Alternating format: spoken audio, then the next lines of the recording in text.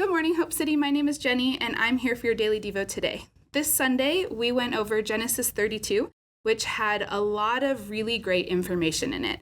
But something that stood out to me was the portion where it talked about Jacob wrestling with God. What I really loved about that portion, if we look at verse 24, actually, let's go back to 23 to give it a little bit of context. It says, he took them and sent them across the stream along with all of his possessions. So what this is talking about is he sent his family, his wives, his slaves. He sent all of them across the river and all of his possessions. So at this point, Jacob is left with nothing. He's completely separated from all of his earthly possessions. He has nothing left. And it's at that point when he has nothing left and he's completely stripped of all of his things. All he has left is his pride, and he's completely consumed by fear. This is when we see God approaches him and begins to wrestle with him. And now that kind of sounds funny because it's like, God is wrestling with him. Why is God wrestling with him? But what I really like about that, something Pastor Matt said this weekend too, is God will meet you where you are in the dark moments. Anytime God wrestles with us, he has something that he wants us to grow. That's an area that he wants us to grow in. So you look at Jacob, he's consumed by fear. He's got nothing left except he's full of his pride. And so God approaches him and wrestles him because he wants to strip away that pride. I'm going to send you to another verse. So we're going to go to 2 Corinthians 12, 7 through 9. And what that says is, especially because of the extraordinary revelations, therefore, so I would not exalt myself. A thorn in the flesh was given to me, a messenger of Satan to torment me so that I would not exalt myself.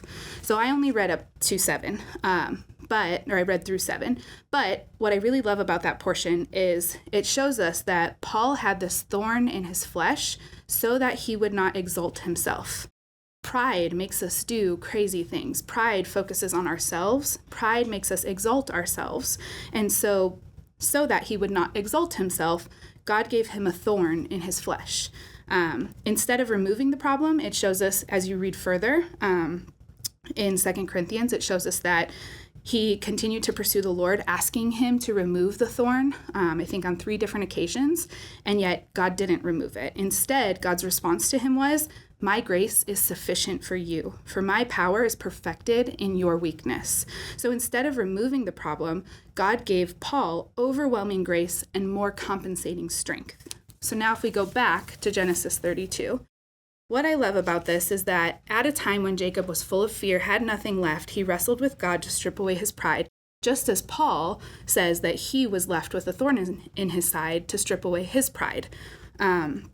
Jacob walked away with a permanent limp. And as you heard Pastor Matt this weekend say, that permanent limp, all of us walk away with a permanent limp when we encounter the living God. It's our testimony. We walk away with this visible change in ourselves that others can see so that we can share with the world what God has done for us.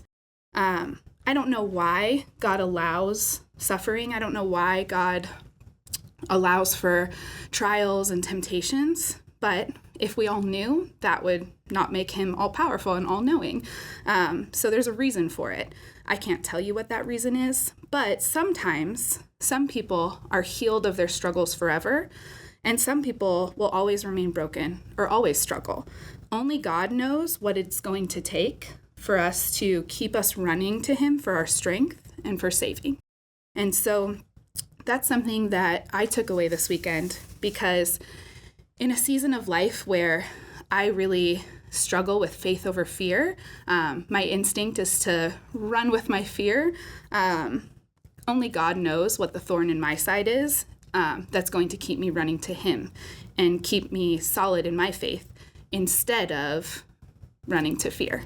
So maybe you're not sure what your thorn in your side is. Maybe you're not sure what your struggle is. Maybe you do know what it is. Maybe you don't know why you have it. But what I would encourage you to do this week is to press into the Lord, press into his word, and continue to read stories like this that ends encouraging that God blessed Jacob, and though he continued to walk with a limp, he was changed forever, and he always could rely on God's strength. So my encouragement to you is to just continue pressing in, draw closer to him, and he will draw close to you.